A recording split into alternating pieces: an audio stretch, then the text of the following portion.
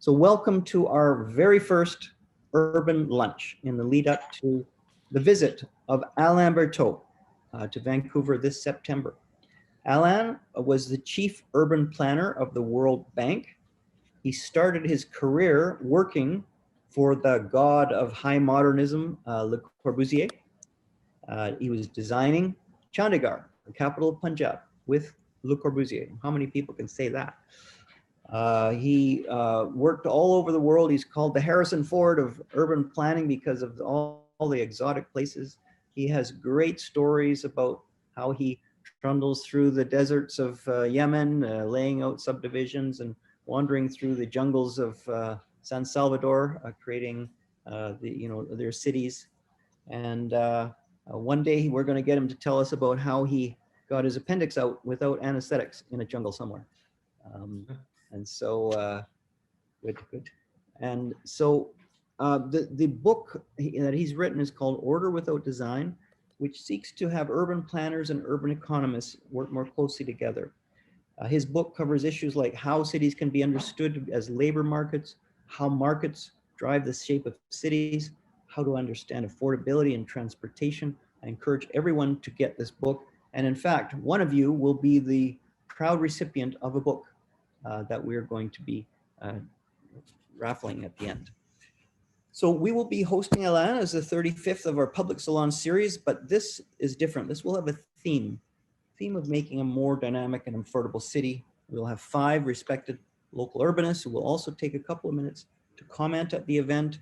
And these 5 urban lunches will allow them to explore their own thoughts on cities, which will inform their comments. So you will learn how our 2 guest speakers have already been inspired by Alain.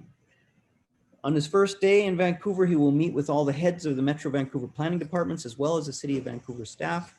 One of the members of the advisory committee is Devin Harlos, a member of the Planning Institute of BC and a coordinator of the Great Northern Wave campus. And I didn't know this, but she's the one who's behind the beautiful watercolor shadow boxes of Vancouver street maps. If you are a real urbanist and you're a real Vancouverite, you will have one of these on your wall. So we've actually put a link to her art right in the chat. And we've got a bunch of links and bios and all the other things in the chat.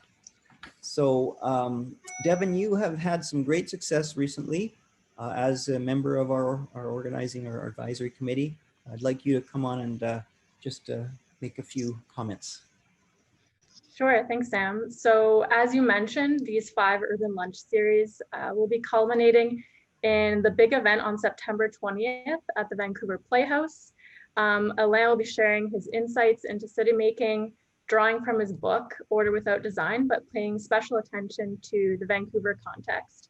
It's going to be very relevant to urban planners, architects, urban economists, and anyone interested in cities. You can get your tickets at the link that will be posted in the chat. And if you are an urban planner, member of the Planning Institute of British Columbia, you'll be eligible for 1.5 credits for that event. And also today, if you're here today, you'll be eligible for 1 continuous professional learning credit, and likely the additional events leading up to the main event. Thank you very much. That's fantastic, the accomplishment that you made there. I'd just like to acknowledge a few people. We'll probably be acknowledging them as we go, but we have in our audience none other than Alain Bertaud and his wife, Marie Agnes. So, wow, we're very honored.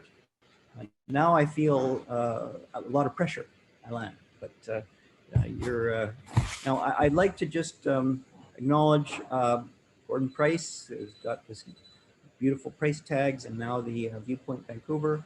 I'd like to acknowledge the head of the architecture school, Ron Kellett, as well, and a number of other people that we'll be introducing throughout the session.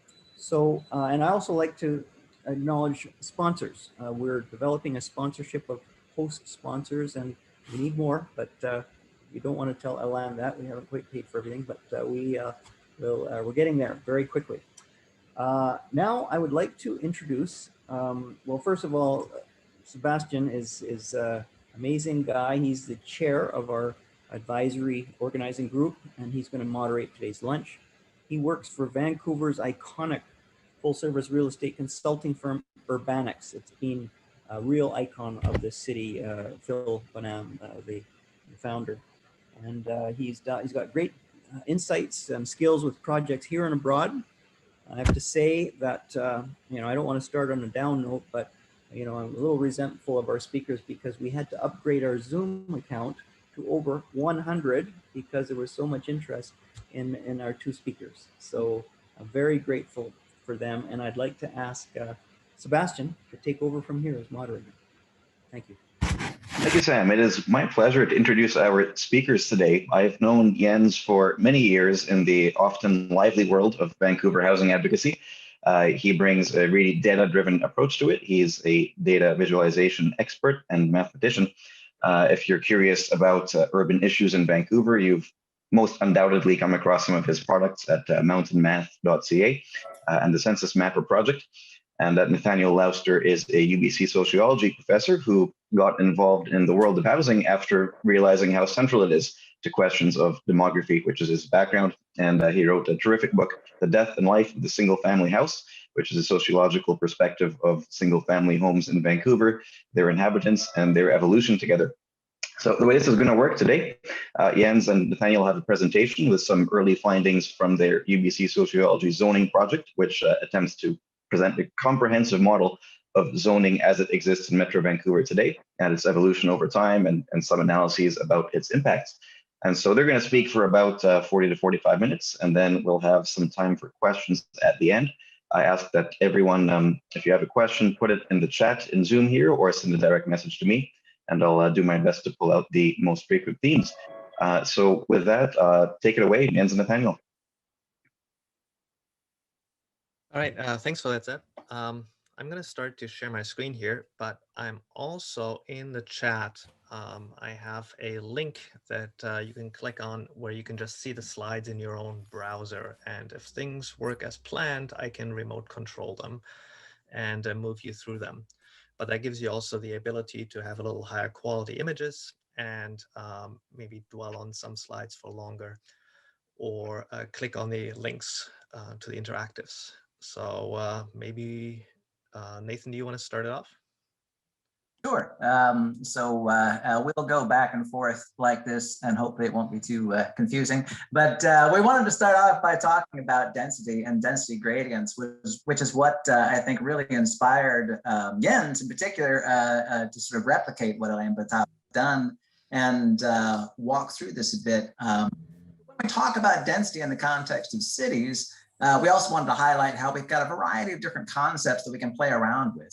One of these, and the one that we'll play around with the most, is residential density, which I also like to think of as nighttime population density. Obviously, we have people working at night, but mostly people are in their residences at nighttime or during, say, pandemic lockdown time, which I was quite familiar with. On the other hand, we've got this job density, which is where we think of as at least a big component of our daytime population density. People are also spending time in schools and various amenities, but by and large, a lot of people are going to work. So we can talk about job density as also being important to cities. And then finally, we can talk about building density. And we'll talk a little bit about this as well in terms of how we govern where buildings get constructed and how that density matters to cities and how we see populations distributed. So we'll talk about all of these going forward. And I'll turn it over to Jens to walk through some of what he's done. All right, so thanks, Nathan. So to get started, really, one thing that I found quite interesting in when I read Alain Bertaud's book, Order Without Design, I ordered it just before a cruise. I'm not really a cruise person. That was about a little over 2 years ago. And it took like a data-driven approach to look at densities and how cities evolve. And so I saw that some global data sets became available right around that time of population density at the global scale, fine-grained at about a 250-meter grid. So I started to use that data to try and understand densities in cities. How is it spatially? So here is just a view of a variety of cities in the world and how the density of these cities looks like on a spatial scale, how it distributes spatially. And one thing, although this image is small, if you click on it, there'll be a link to a blog post with more cities and also more higher resolution. You can see that the maximum density we see here varies quite a bit. So at the bottom, we have Taipei, Hong Kong, and Singapore, some large Asian cities with fairly high population densities in the central parts. Athens also gets to a fairly broad, uniformly high population density in its center. And we can see other cities that are quite different. Looking at Seattle on the top right, it's just mostly a lower density city that sprawls out. So just to give an idea of what happens if when cities develop with fairly low regulation in place to tell it where the growth should land. So looking at Bangkok here, what this is looking at the population density at the top, you see it 75, 90, 2000, and 2015. And at the bottom, you see the density gradients, which is really just replicating what was done in Order Without Design.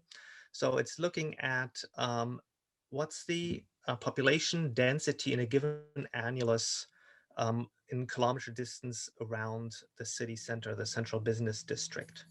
And you can see here it evolved over time, and it fits quite nicely like an exponential curve, which is what the simple city model would predict. So what I'd like to draw your attention to here is really that this is a nice fit, and how this fit is maintained over time as the city grows. So it does become denser, and also the density, of course, declines with the distance from the center.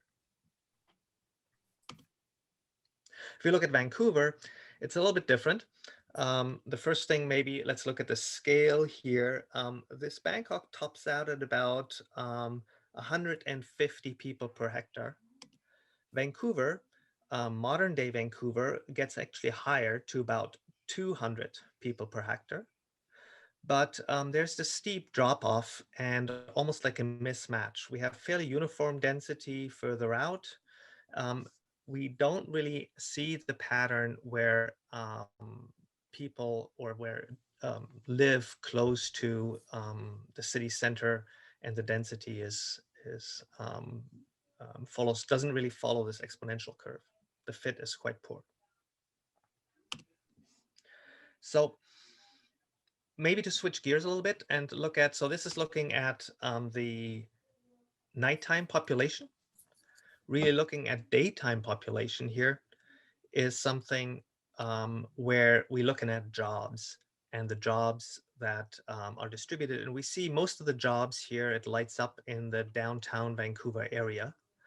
But there's some pockets of jobs further out too. So this is the general distribution of jobs just taken from the census. So this is only jobs that people commute to.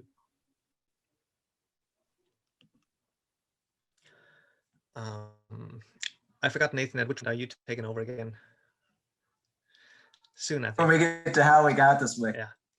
Another way to think of density is just looking at building density.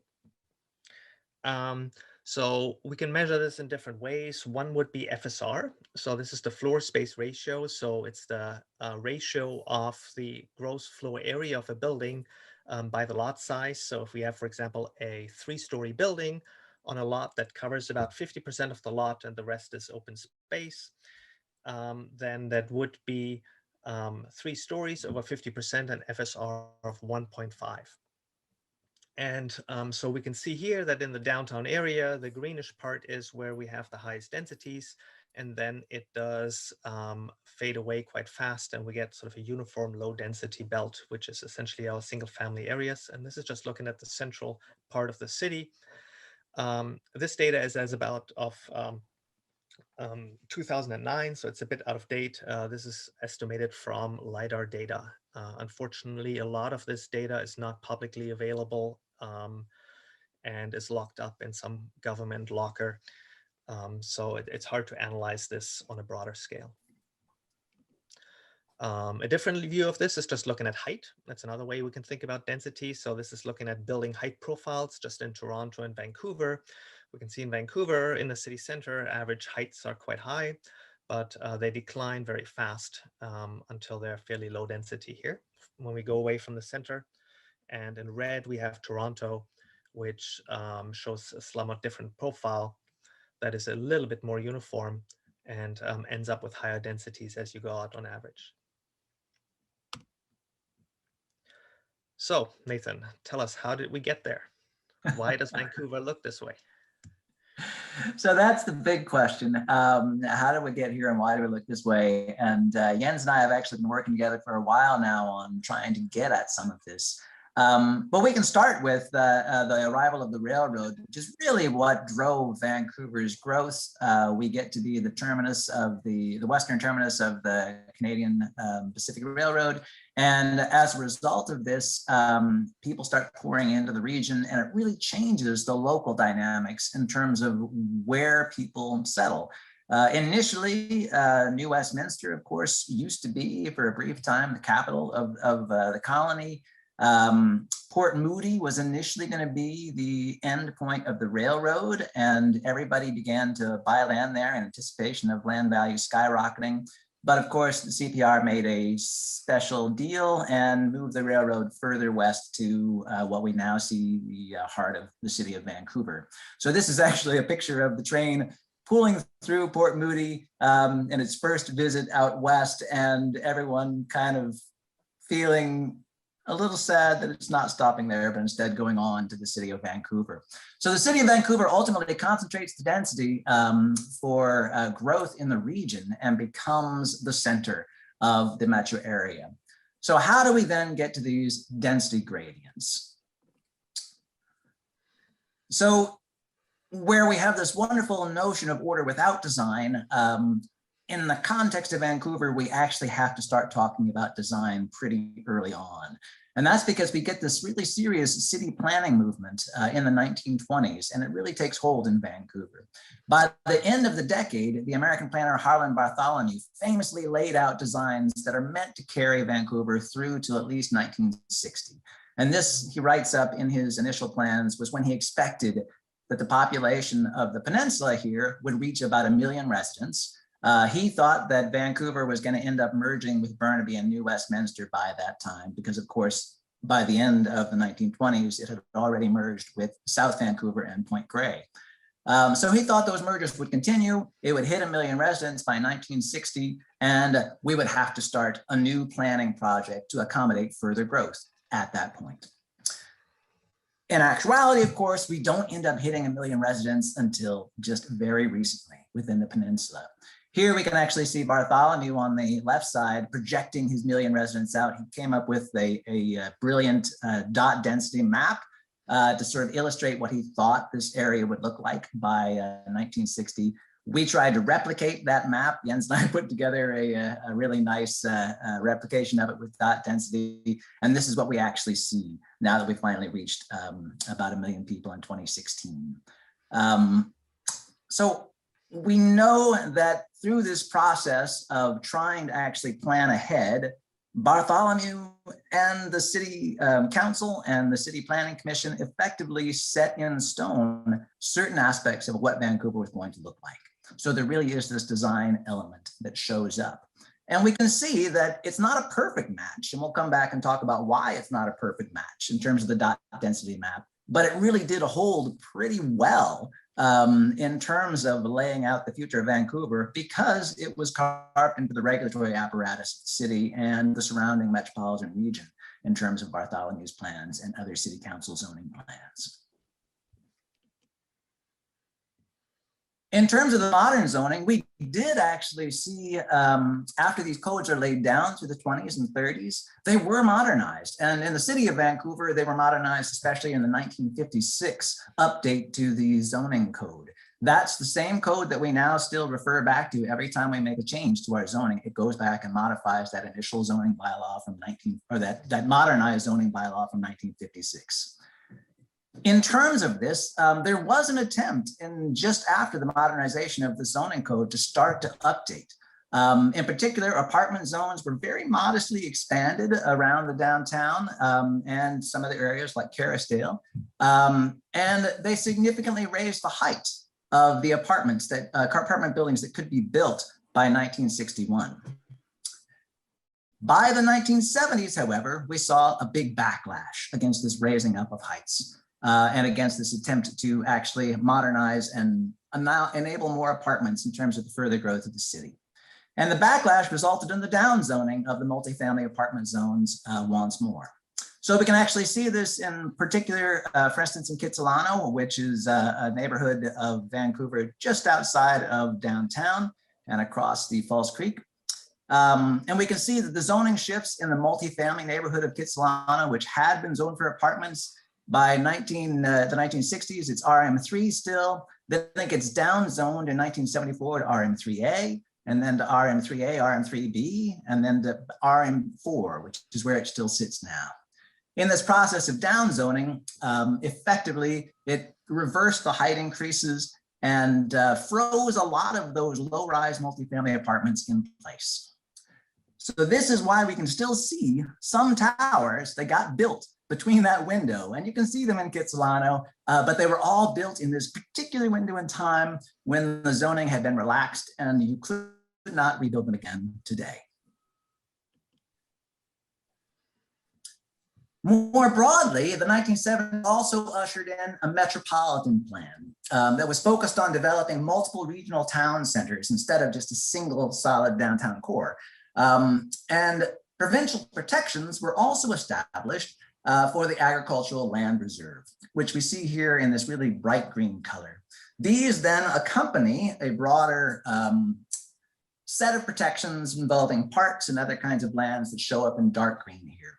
So we have, in effect, together a very strong barrier to further outward sprawl in the city or in the metro region of Vancouver. And we also have this attempt to kind of align growth with these town centers that we see in pink here. This is all taken from Jens and my project to try and integrate all the metro zoning in Vancouver and trying to get a sense of what that zoning looks like all across the metro area. And we were nicely supported by the CMHC in trying to come up with that effort. So just a shout out to them and their support for doing this. But this is what we start to see in terms of the changes in local planning and the changes in how we move forward into where we are today.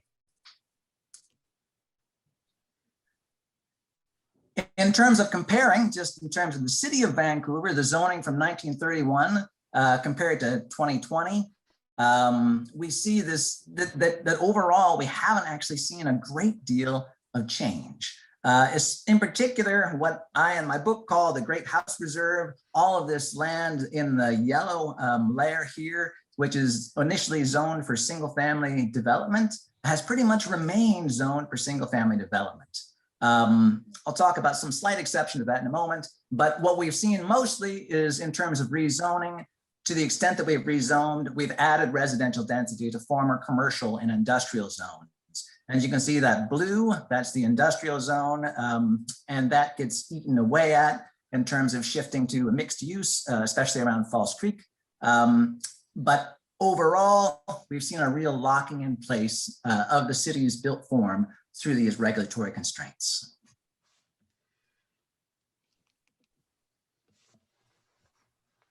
In terms of the other kinds of things we have allowed, secondary suites, laneway houses have been enabled across now the city of Vancouver's low density residential areas. So they're still called single family RS zones, but in effect, you can now have up to 4 residences usually on a lot of these zones, 2 of them rental suites and a main and a laneway house or a duplex. So those are the kinds of things you can do now with what we have in terms of single family zoning. But overall, it's important to call out that even though we have enabled some of these main means of densifying these areas, historically, even these kinds of low profile attempts to densify the city have often been shut down. And again, often through enforcement of planning regulations. In this case, we can look to Shaughnessy, one of Vancouver's elite neighborhoods, and we can see that it didn't used to be this way. In fact, it nearly shifted from this elite neighborhood over to an apartment district through World War II, when we saw the rise of a lot of rooming houses as restrictions had been relaxed, and we saw a lot more people living there. These were gradually forced out by restrictions after World War II, returning Shaughnessy to this elite planned neighborhood, rather than allowing it to actually evolve into an up-and-coming multifamily apartment building neighborhood. So that was a real shift that we see in terms of the enforcement of these planning regulations. Zooming out, we get a much better sense of the broader zoning constraints across the Metro Vancouver region. Again, this is the project that Jens and I have been so engaged with, and we have a team that really supported us in trying to gather all these different zoning bylaws from 21 different municipalities. We're still attempting to integrate the zoning for local First Nations lands. So we're still pulling this together, but we've gotten far enough that we can at least start to share some of what we've learned through pulling all this together and looking directly at what kind of regulatory constraints are there in terms of how we build things across the region.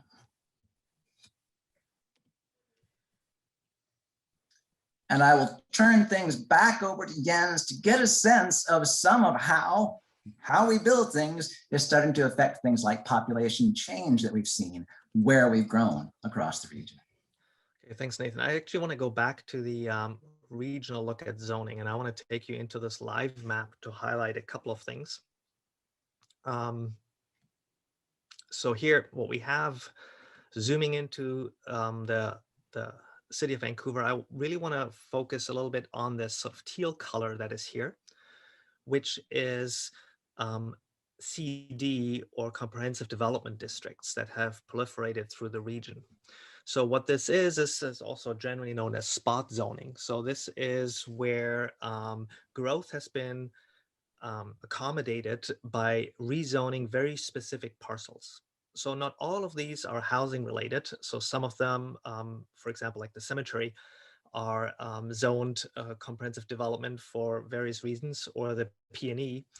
But generally, a lot of these are housing or commercial, some of it in the downtown area. And you can see how this is really the way how we have accommodated growth in many regions. And so these spots, some of them are designated in a more fine way, like here in Metrotown.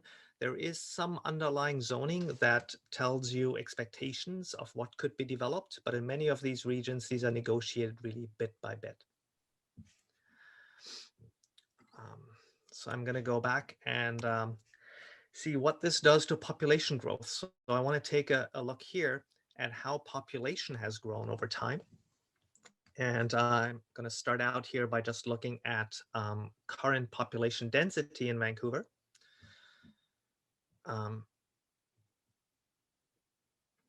So this is taking a more fine-grained look at population density. So if what we see here, looking at this, is we have the downtown area with a higher population density. We got in the city of Vancouver here, Joyce Collingwood coming up, flanked by Metrotown. And we got a couple of those urban centers that we've talked about. We see them in Richmond and New Westminster, where growth is concentrated. At the same time, we got in fairly central areas, here still a lot of low density neighborhoods sitting there. And we can also look at just the population change over the years. And I'm going to zoom out a bit. That tells us how this growth is allocated. And let's walking through here from 71, where we can see how regions have grown in green or shrunk in pink. And we can see as this growth slowly comes in, how it really shows up in some of those regional town centers and away from the a lot of the great house reserves. So the single family areas and the central part are untouched. So looking at this overall 71 to 2016 change, we can see quite a bit of losses in the west side, some gains on the east side single family. This is where really the suites and laneway houses have managed to add housing, even within the single family zoning areas. And looking further out, we see the growth that really happened. If I go over to Surrey, that over a broad area has added a lot of people, or in Coquitlam, or even further out, where a lot of our growth has been concentrated.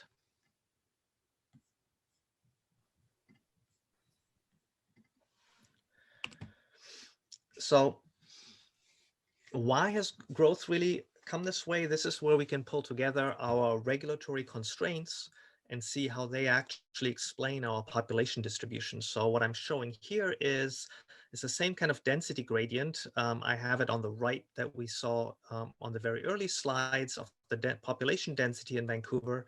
And on the left, I just looked at how much land, just looking at the residential zoning, how much land is covered by what broad zoning category. And we can see how for the first kilometer or two, most of it is apartment zoning, and starting then the single family and duplex zoning starts creeping in. That's the yellow. And basically starting at 5 kilometers out, there's very few apartments left. And then we get these funny humps later on where we get different town centers come in, where we get some more multifamily and mixed use zoning. We can take the same thing, instead of looking at zoning category, we can look at floor space ratio that's allowed outright or conditional by existing zoning. So, and that gives a very similar pattern that tells us what kind of building density we can build here for residential buildings again. This is not considering the comprehensive development zoning. So only the parts that are zoned as multifamily with clear guidelines. We're still trying to integrate all of that CD zoning. We've got very dedicated research assistants trying to compile that information for us as we speak. Yeah, so just for reference, like just in the city of Vancouver, we have over 700 CD zones right now. So it's really a site-by-site type zoning, and they're all different. Now, one thing when we look at these density gradients, it's really in some ways a crude approximation looking at distance from downtown. Probably a more relevant metric would be something like travel time from downtown. And this is, for example, where rapid transit networks really come in. They essentially move areas closer to downtown through rapid transit. And this is great in many ways. It enables, it kind of creates land where there is no land. By moving it, it creates land closer to downtown by having this. And so we should probably look at the neighborhoods of those stations more clearly to try and understand how we utilize this land that effectively is a lot closer to downtown than one would think by just looking at a map because of this connection. And here is just the city of Vancouver SkyTrain station. So this is just within the city of Vancouver, and it's looking at an 800-meter radius around each one of them, what the zoning is. And here what we see is that some of the central ones have a very clear high density mixed use zoning. But we also see stations that essentially are covered in yellow, which is our low density duplex and single family zoning, which really is taking this land, which we should think of as being very close to downtown, as being quite underutilized. So some of the stations, especially Nanaimo, which is the top middle one, this comes to mind as underutilized, or the 29th Avenue, which is the one on the left, second from the bottom, are really stations that where the train lines have been in for decades now, or the stations, and land use just has not caught up at all.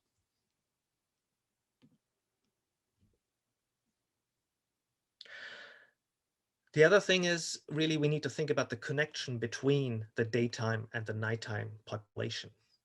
So for the perspective of where you want to live, the daytime population, if we take that and ask how many jobs can be reached from a specific location within 30 or 45 minutes of, in this case, transit, bike, or walk, that gives us a map of opportunity. If you locate in these regions where you can reach a lot of jobs, you have a lot of different opportunities. You can change jobs easily without having to move if there's an opportunity that comes up.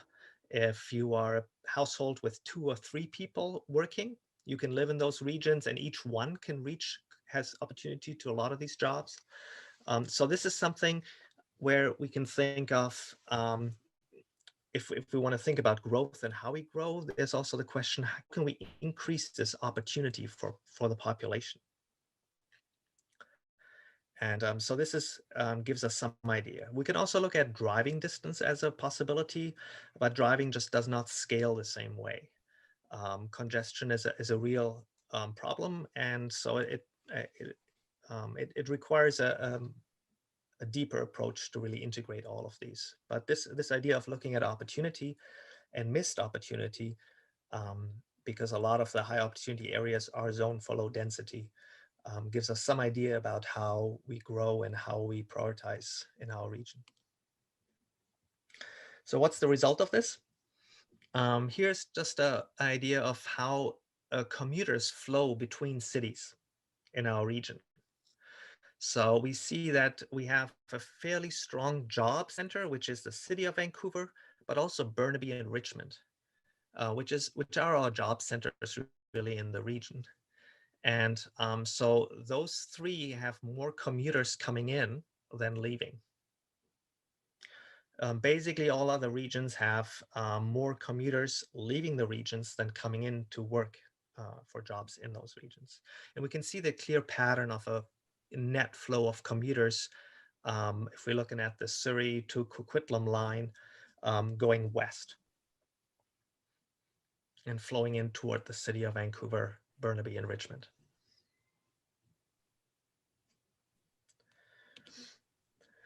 So this brings us back to how do we think about growth, and what does that do to all these things, the mixing of jobs and this interchange of day and nighttime population. Where we grow population also impacts how we commute and what mode we use. The city or the region overall, its plan has been to grow faster on the outsides than on the insides in the central regions. So Surrey has been growing much faster, for example, than Vancouver. And but it really matters in terms of how people commute, where we add them. In Vancouver, it's much easier to bike, walk, or transit. So we've added very few drivers to Vancouver as Vancouver has grown from 1996 to 2016, and a lot of non-drivers to the commuters. Surrey, we've added a lot of drivers, also some non-drivers, mostly thanks to SkyTrain. And so in other regions, in West Vancouver, for example, we've lost commuters. It's just population is aging, and we're really not adding housing in a meaningful way. So maybe, I forgot, were you going to take over at some point, Nathan? Maybe you want to do the last slide then. I'm happy to take us home. So yes, in terms of this, we also wanted to just lay out effectively, I think there's a couple of different models for how we might understand that Metro Vancouver should go. We do have this sort of very nice monocentric model that we might expect it to grow in the same way that Bangkok has grown. We also have the Metro Vancouver growth model through urban centers, and it's much more decentralized, anchored around these urban centers, and also expects that there will be decentralized job growth around these urban centers. But neither of these visions are currently supported by zoning. So effectively, that's part of, I think, what we want to call attention to, is that right now, the design, because it's been locked in place for effectively some decades and hasn't really been fully updated to match either of these visions, we're not getting this future of Vancouver represented through actual built environment and population gradients that we might want to see moving into the future, because we still seem to be stuck in many respects in the past in these designs from decades ago. So for any of these visions to be updated, we're really going to also have to see the updates to zoning, because that's how we control land use. Where the buildings go is where the people go, and where we spend our times at day and night.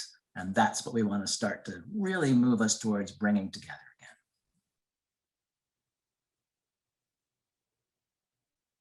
And that's pretty much it. Unless there's anything else to add. So I would think that probably some of the things we've said are somewhat provocative in one or another way. And so I haven't been following the chat, but maybe, I don't know how we're going to do this with questions. Yeah, so thank you, Jens and Nathaniel. So I misspoke earlier. My DMs are actually closed. So if anyone has a question, just put it in the general chat. I'll just kick it off with one question about the core finding here. So if we go back to the zone density by FSR gradient, it actually flattens out. I just want to make sure people notice this. It flattens much sooner than the density gradient by population. So this one flattens after the 3 kilometer mark. By population, it flattens after the 8 kilometer mark. My suspicion is this is due to people crowding together. In the absence of additional floor space, they're just sharing apartments and sharing houses. Is this what you think is the cause of it, or? Well, I think part of it, I think most of this is probably the lack of the CD zoning that we haven't incorporated here, just because the FSR is done site by site. And if we're looking at some of those regions, really in the 2 to 3 kilometers, we have quite a bit of CD zoning. Yaletown might hit some of this, Falls Creek. There's quite a bit of CD zoning. You'll probably get some of the CD in the city of North Vancouver too at that range. And just to also come back to that, right, is I think too, another part of it is that we actually, we outlaw crowding pretty strongly in the city of Vancouver, so and in the broader region, right? So it's actually against the law to crowd too much. And we know that occasionally that gets cracked down upon in terms of how many people can share dwellings if they're not related to each other. It's in the zoning code. So some of this too is also this gradual emptying out of some of these other large spaces that are still preserved as quite large homes that at one point in time, and this is in part why we still hadn't hit the million person mark by 1960, it was expected that these houses that we had back then would still contain pretty large populations. And instead we've really emptied out a lot of these large houses, that they contain smaller and smaller households now than they had been in the past. So that ties in very nicely to a question from Brendan on the same subject. He noted that many West Side neighborhoods are significantly losing population as they haven't added to their floor space. Do you have any findings or visualizations about population loss in certain neighborhoods? Yeah, so we can go back to the to this map that shows, for example, just from 71 till now, that definitely shows areas in pink here with population loss over this time frame. And this is really quite simple. We have not added much housing, and household size on average has declined, as it has in most developed regions in the world. That's partially due to people living longer. So aging, where you just have households without family and without children living there and staying, but also just family sizes themselves being smaller. So if we do not add dwelling units, we will lose population. Another way to spin the same argument is to say that as people get richer, they consume more housing. So, what that basically means is that somebody who might have downsized or might not have, or somebody who's richer, maybe they just think they want a bigger house. We've seen this also, that houses have gotten bigger over time, new houses that have been getting built, but at the same time also, it means that they may not want to downsize and may like occupying this larger space if they can. And we see that too with the suites, just to follow up, right, in terms of we see a lot more of the secondary suites showing up on the east side of Vancouver than the west side of Vancouver. And there a lot of that has to do with just wealth differentials and income differentials, so that people on the east side of Vancouver, if you own a house, are much more likely to also supplement their income by renting out a suite and really use that income. And that also provides a bit more density on the east side. On the west side, people are wealthy enough that they don't need to, and they're by and large high enough income that they don't need that supplement.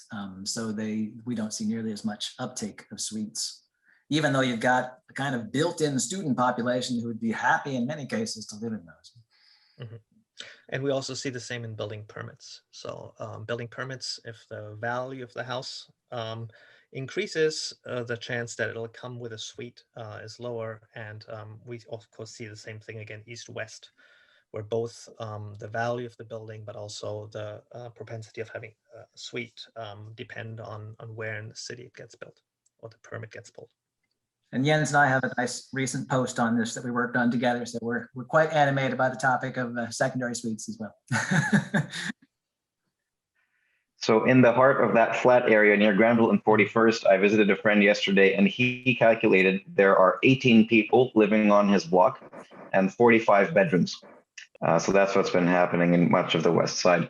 While we're on this map, Gordon Price has shared some posts about what has been termed the grand bargain, where the existing residents of the city tolerate apartment development, but as long as it's not near them, as long as it doesn't intrude on their neighborhoods. So they term it. Can you walk people through some of the areas where that grand bargain is most manifest? Yeah, so we can see that in some of the growth, but we can also see that if we just looking at our zoning map here.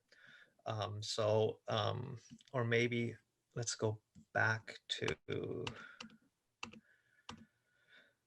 the comparison of 1931 to 1920 that really brings this out. So what is this grand bargain? So in 1931, we froze a lot of things in yellow, the single family and duplex zoning, and not that much has changed. So what we would have expected if we had a more natural growth is that these apartments that we see is being zoned for here in the 31 map would have slowly expanded. And in fact, it was the explicit intent of the zoning to stop the spread of the apartments. So this Bartholomew really put that in writing to say that this was what the intent of this was. But this was stopped effectively. So how have we accommodated growth? And this grand bargain is mostly visible in this teal color here. So it means eating in the industrial areas. So we can see Cole Harbor, North Falls Creek, South Falls Creek. The things around Main Street at the east end of Falls Creek. So these are the central areas, but also in other parts around town where along the Canby corridor, where some densification happened in response to infrastructure being added, the Canada Line. And but also the River District. But we're slowly running out of those areas that can be used in this way. Yeah, and I think that was effectively also the same kind of a grand bargain that I tried to tackle in the book in terms of walking through the history of the single family zoning. And it is, again said, it's very explicit in terms of what they're trying to do in terms of keeping apartments out.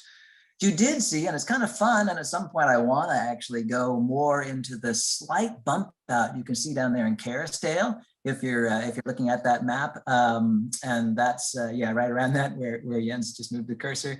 You can see it actually did bump out a little bit between these eras, and that's the kind of thing that you might have expected as a kind of natural outward growth.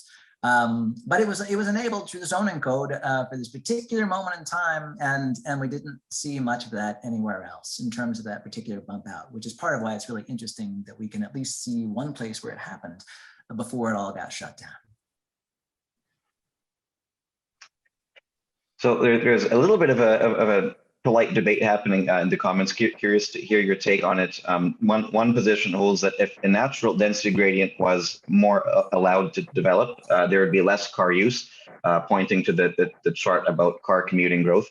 The other counterpoint, Gordon Price is speculating here, is that actually creating these regional hubs like Joyce Collingwood or Metrotown enables car-free living in these more suburban locations, and with a more dispersed density gradient, we wouldn't have that. Do you have a perspective on whether a natural growth pattern would lead to more car use or less? I think, you know, my inclination would be it leads to less overall. I think the idea of this polycentric city, I know Alain Bertaud is quite critical of it as in his book, is something that I'm not quite sure about. One immediate problem is that if it does require or ask people to locate close to their jobs. So what that means is it also asks people to move if they want to move jobs, and it makes it difficult for people with more than one wage earner in the family, because it restricts it. Sort of, there might be a primary wage earner, but it severely restricts how another wage earner would locate. So in a more monocentric way, this generally is simpler. That I don't mean to say that it's impossible, and I'm not sure if I would think of it as just outright a bad idea. Generally, my inclination would be that allowing multiple town centers and at the same time allowing a stronger central area would probably be my preference. And the market, in this sense, can figure out where the density should land. Planners should probably concentrate more about how to make, how to shape outcomes that they are more equitable than the market would do on its own, but not necessarily that people would locate in a different way than would be. You will restrict, you will sacrifice commute times and even economic growth if you intervene too harshly. Yeah, and I think that's, it also gets back to right there at the founding rights of the planning. It was all about how do we plan for both zoning and how do we plan for roads, right? So that was effectively the two major parts of Bartholomew's plan for the city of Vancouver, with a little side section about parks and things like that, right? So that this is effectively the biggest thing that was concentrated on was how you actually get people around. And it really was at that moment that we started to also plan roads for cars as the primary way of getting people around, right? So these things really arise together. And I think transit-oriented development, right? That's a different model, and it really is a different way of trying to figure out how to do this and how to get people around. And I think it's got a lot of things going for it. Just a second, Ms. Carla.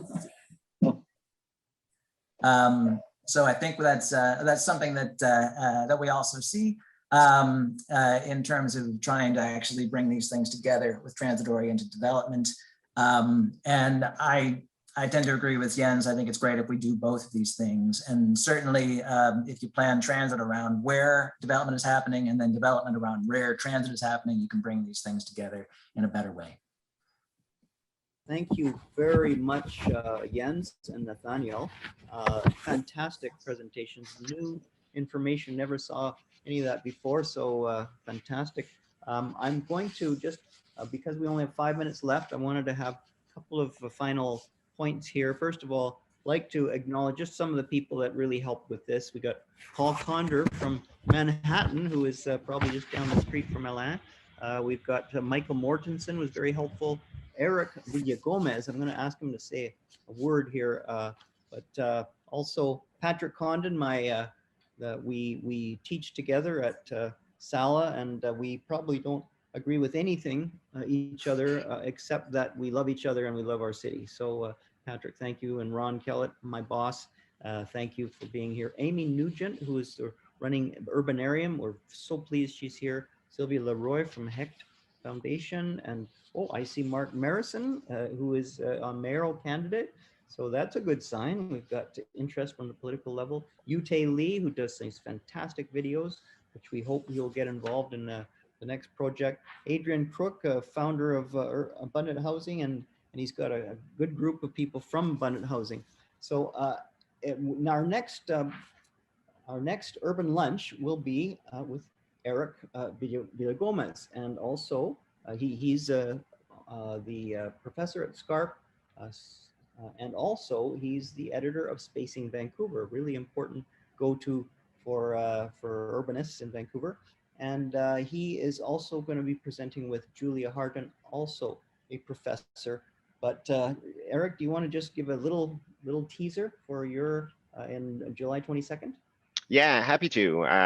As you mentioned, I'm going to be presenting with newcomer Julia Harton, who is coming from the new faculty assistant professor for SCARP, coming from the Sol Price School of Public Policy at the University of Southern California, where a lot of her research focuses on informal housing and marginalized people. So she's going to be, from what I understand, presenting a little bit of the background that she's doing. She's going to be joining us from Europe. So she's going to just be coming in for a little bit. It'll be early morning where she is coming in from. And I'm going to actually go, and I've been curious about this, not only because I'm a big fan of Nathanael and Jens, but also I'm going to try and tie things in and go, after watching this, bring in some of the research that I'm doing, that I have done in the past, that I'm doing now around housing affordability, and actually begin maybe even filling in some of the gaps here, because some of the stuff that I did looked at specific policies, for example, and what their implications were on the distribution of housing and densities, et cetera. So what I'm going to wind up doing, attempting to do, I should say, is probably linking back to some of these things. I've been taking notes in some of the links that were shared with Jens, and then actually filling my little piece in, and relative to a lot of the work that I did around Bertaud's wonderful book. So that's the teaser, a couple of weeks. Thank you. Are we allowed to say why you're going to be taking a lot of the load from Julia? What she's doing? I'm not sure whether I don't know whether we should say, but it is for a happy personal thing that's happening in Europe. So it's something that she's going to be doing out of Greece. So she's there, and unfortunately she couldn't make it here today. Okay, and the final word, I know I didn't prepare this, but would Alain Bertaud be willing to say a few words? Thank you. Well, I was absolutely delighted by this presentation, of course. You know, my big shame is that I have never been to Vancouver before. It's one of the major cities which is missing. And I think this presentation was wonderful. I mean, as a learning tool. In particular, I am amazed how the historical sequence, including, the sequence of changing densities or trips or things like that. I also agree that at the end, distance is not enough. It's time which counts, travel time. And I think that now technology allows you to do that. Also, the use of LiDAR, which is relatively recent. And this is something I've been chasing about in the past, but it was nearly impossible to get, reliable. So I think this is a fantastic presentation because it's at the cutting edge of analytics, what we know about city, all the work. And again, that they are driven really by the labor market. And we should not forget that. And the labor market is driven by people themselves. They make trade-off that we planners don't know what the trade-offs are. And every family makes a different trade-off. So thank you so much. I really, this is one of the best presentations I have seen yet. Thank you. Well, wow, that is pretty high praise. Gotta put that on your resume, you guys. Thank you, Eric, and we are going to have other presentation. We're looking at Indigenous, some of the fantastic Indigenous-led development that's happening, and also some other issues in the next few urban lunches. We encourage you to go on our chat. You can get a way to buy tickets for Alain's presentation in the Playhouse Theater at September 20th, and also sign up for our next urban lunches. Thank you everyone for being part. And here we are ending at 1 o'clock. We respect your time. Thanks everyone. See you at the next Urban Lunch. Thank you.